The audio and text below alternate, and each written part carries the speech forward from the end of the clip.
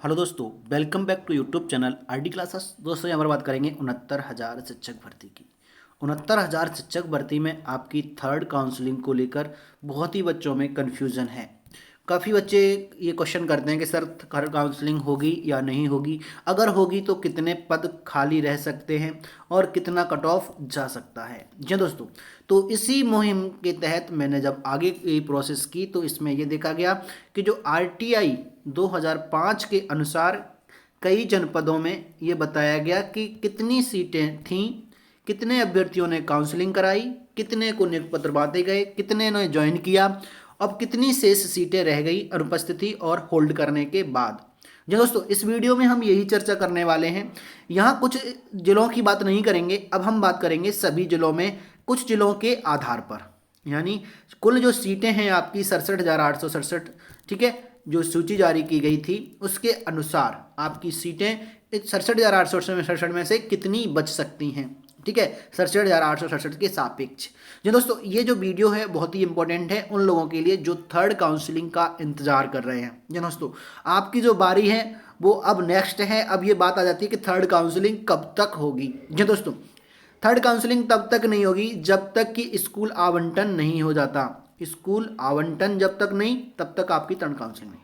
और third counselling के लिए स्कूल आवंटन कब तक होगा तो आपको बता दें, ये 20 जनवरी तक चलने वाली प्रोसेस है। यानी आपका 20 जनवरी के बाद ही प्रोसेस स्टार्ट हो सकता है, यानी इससे पहले कोई संभावना नहीं है। लेकिन आपको इससे पहले ये पता होना चाहिए कि लगभग पद कितने बच रहे हैं शेष इसके अनुसार।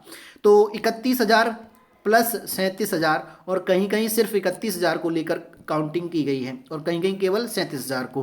तो उसके अनुसार जो पद हैं वो हम आपको बताने वाले हैं कि कितने शेष बचेंगे। तो जितने भी थर्ड काउंसलिंग के अभ्यर्थी हैं उनके लिए हमने एक ग्रुप बनाया हुआ है जिसकी लिंक हमने कमेंट बॉक्स में प्रोवाइड कराई हुई है। कमेंट से अपनी लिंक ज्वाइन कर लेना और ज्वाइन करने के बाद आप उस ग्रुप में आपस में चर्चा कर भी सकते हैं और वहाँ पर हम जो ये दिखाने वाले हैं जो आगे वो हम प्रोवाइड भी करा देंगे अगर आप वहाँ पे मान आएंगे। ठीक है, आपका गुणांक कितना है आप एक बार कमेंट करके हमें ज़रूर बताइएगा कि आप किस गुणांक के आसपास हैं। वैसे तो हमने इससे पहले अनुमानित कट ऑफ के अनुसार आपको बता दिया था। अब यहाँ पर कुछ ऐसे तथ्य निकल रहे हैं जिनके अनुसार ये पता चल रहा है कि आपकी सीटें कितनी हैं। तो उन सीटों के सापेक्ष हम आपका कट ऑफ फिर से एक बार और उससे नज़दीक मतलब एक सटीक कट ऑफ निकालने की कोशिश करेंगे। लेकिन उसके लिए आपको अपना कट ऑफ कमेंट करना है और कट ऑफ के साथ अपना जिला भी कमेंट करिएगा, ठीक है। तो ये पता चल जाएगा किस जिले में कितने कट ऑफ तक के अभ्यर्थी हैं।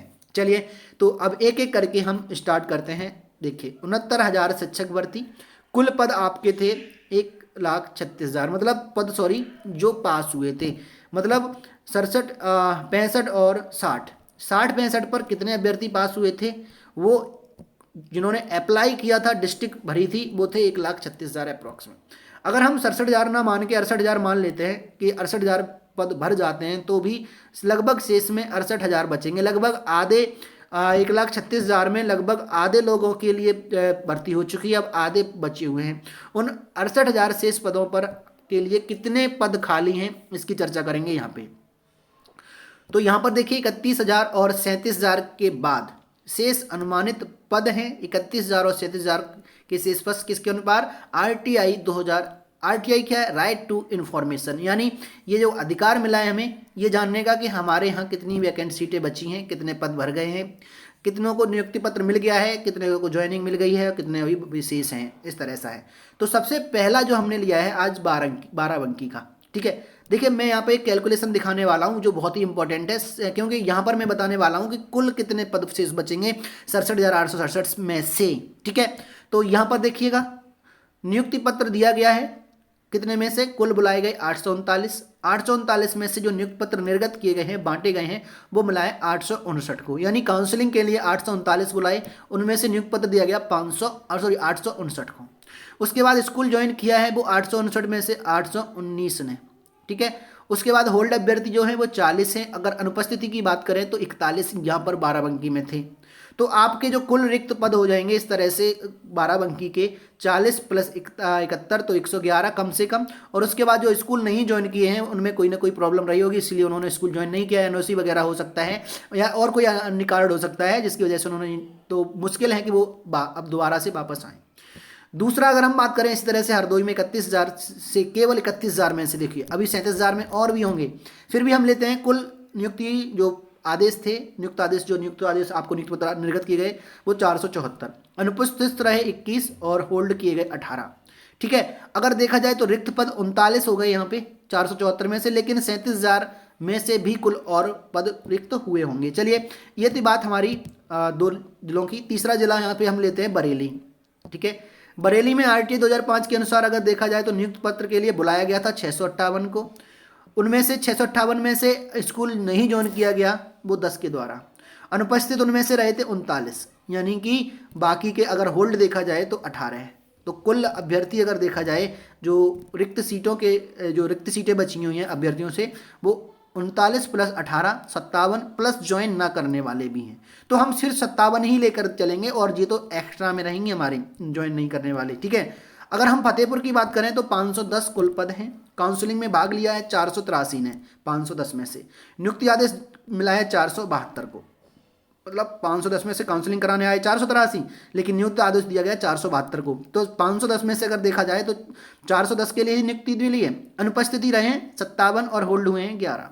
ठीक है, तो अगर हम यहाँ से देखेंगे लगभग में, देखिए अगर यहाँ से ही देख लें कुल पदों के सापेक्ष तो 510 यानी कुल, और उसमें से 472 को नियुक्त पत्र आदेश जारी किए गए हैं, तो लगभग 28 और 10 38 तो ये हो गए। ठीक है, जो नहीं आए, उसके बाद होल्ड किए गए हैं 11, तो अगर हम टोटल इस तरह से पद निकालते हैं तो 27 प्लस 11 प्लस 10 जो हैं वो एसटी के हैं, तो 48 टोटल इसमें हो जाते हैं 48। ठीक है, तो ये आपने देखे 4 डिस्ट्रिक्ट के आपने पद दे देखे रिक्त।